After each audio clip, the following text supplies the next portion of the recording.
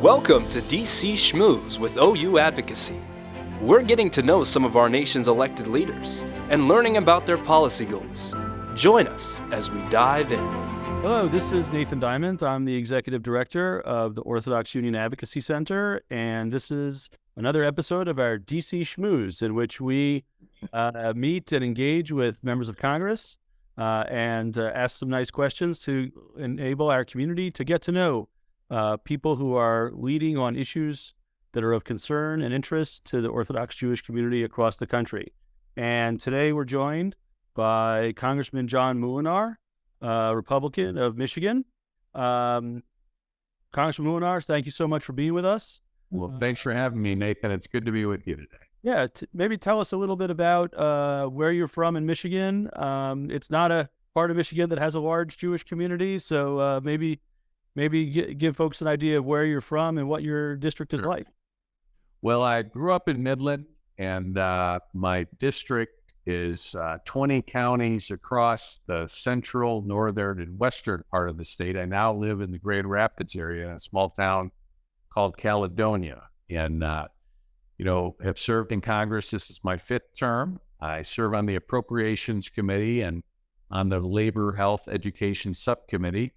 And we are very engaged on educational issues, as well as making sure, with respect to our commitment to Israel, that we're funding the Memorandum of Understanding that was agreed upon, and making sure we continue to have that strong partnership and relationship with Israel.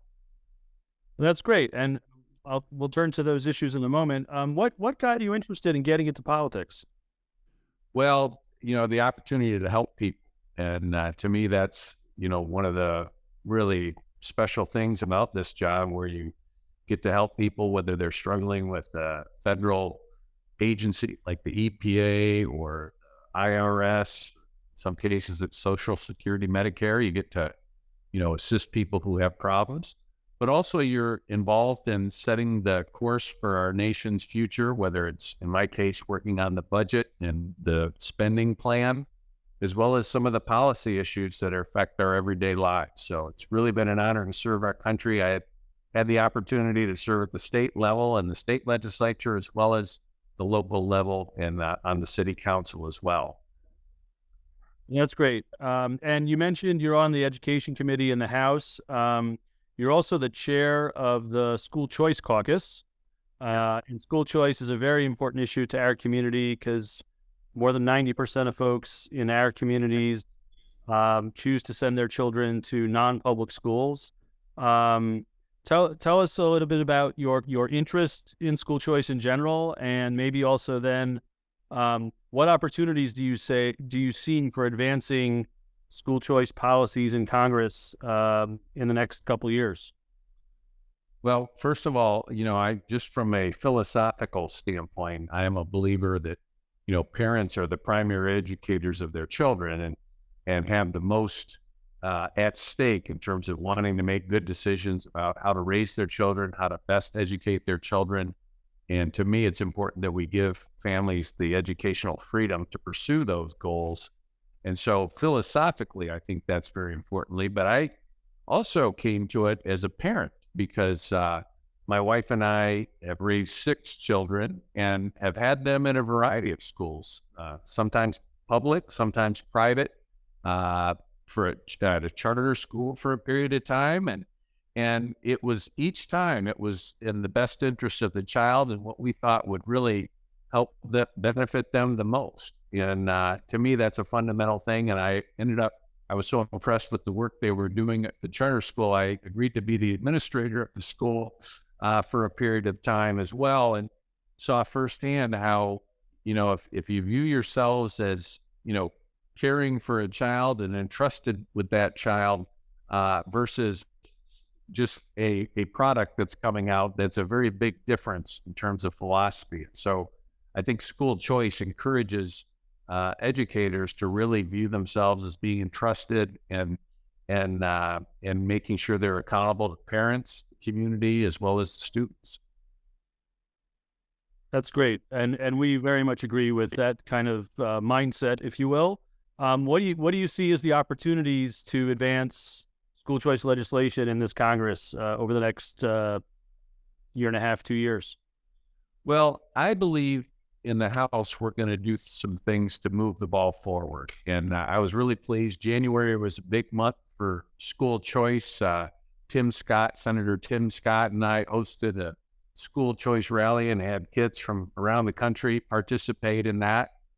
We had National School Choice Week, and we co-led a resolution and had 47 co-sponsors, which was more than we've ever had.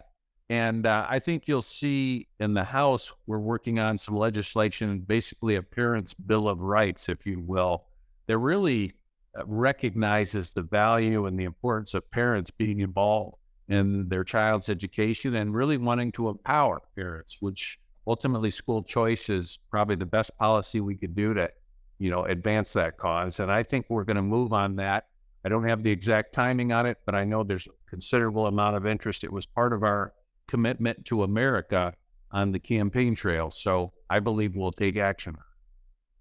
That's great to hear. And also, we are also involved in supporting the tax credit proposal, the Every Children Counts Act, which is meant to bring to the federal level the kinds of tax credits that some states like Pennsylvania and Florida, Arizona, and some others have to also support scholarship funds and parental choice. Do you see any prospects for that being acted on by the House?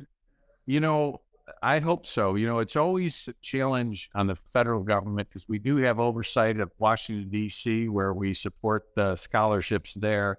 But then you get into this balance between what's the federal role, what's the state's role. We see a lot of innovation happening at the states that you mentioned. The day that we had the rally in Washington with students was the day that the Iowa governor signed new legislation on school choice. So I think in states across the country, there's momentum, but there is also opposition, and it's part of the legislative process. So I'm hopeful we can continue to move the ball forward, and then ultimately it's up to us to continue to persuade the American people that money should follow the student. You have taxpayers paying these dollars, and they should have a say as to how their children are educated. So to me, that's a longer term prospect, but I think we're making progress.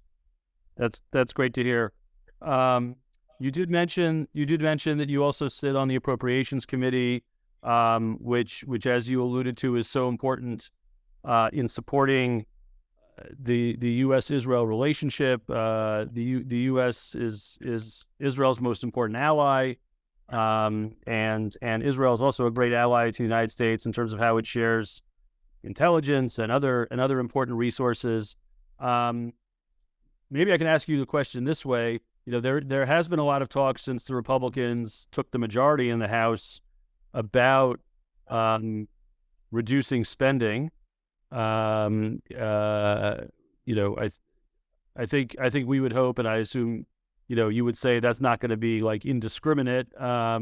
What can you tell us though about how you and your colleagues are talking about controlling spending, but also at the same time preserving important things that the federal government spends money on, like support for Israel? Well, that's a great point, because we are going to be charged with reducing spending. I mean, we've had record levels of spending these last few years, and I think it's really driven inflation. It's, been a challenge to step back and say, okay, how can we limit this spending? And that's what we'll be chartered with going forward. So on the Appropriations Committee, we have 12 bills, and we're going to work at reducing spending in each of those bills. But as you point out, we want to do it along the lines of priorities and commitments. And to me, that's where we need to focus. We need to focus on the things that have become part of spending that really isn't a fundamental responsibility of the federal government, or is simply added on, whether it was during, the health emergency or whatever. We need to prioritize, reduce spending in key areas that really don't fit the right, priority for the federal government. but then make sure we're fulfilling our commitments that we've made in terms of these areas, priority and national security and a partnership with Israel, to me, would be vital in terms of protecting the American people, working together with key allies like Israel, and so that we have a safer world and we fulfill our responsibility of protecting the American people. We appreciate you and your colleagues robustly supporting Israel. We do like to wrap up these conversations with some lighter, if you want, questions. What's something that's unique, maybe to your part of Michigan, that you've tried to maybe introduce some of your colleagues to? We recently had an episode with Congressman Dan Goldman, who represents part of New York, and he created a new thing in Congress called the Bagel Caucus because he thought too many members of Congress had not eaten good bagels, which can only come from his part of New York. Is there a version of that or something else from your part of Michigan that you've tried to educate your colleagues on? Well, maybe I'm like Dan. I'm trying to cut back on everything I eat a little weight right now, but no, that it's funny. He's down the hall, and we saw the droves of people going to have those bagels, so it was a big success. There are different things. I'm part of some of the Great Lakes Caucus and different things. I helped start the Chemistry Caucus because I have a background in chemistry.